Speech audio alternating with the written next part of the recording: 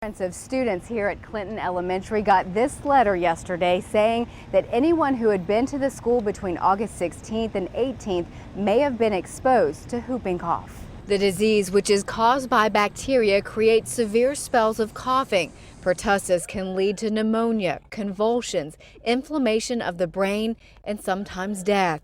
It's spread through the air after an infected person coughs or sneezes and starts like a cold with symptoms of runny nose and an irritating cough.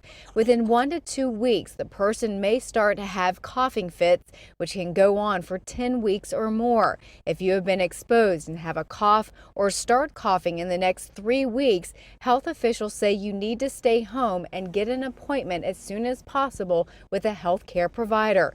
Andrew Leak is the father of a first grader at Clinton Elementary and says he got the letter yesterday. I was concerned. Yes, I'm still am kind of still, because I found out a person that actually live out here said that they had to take their kids to the doctor. Was it this morning? Yeah, this morning, and she just been coughing badly. So it's scary though. It is a scary situation.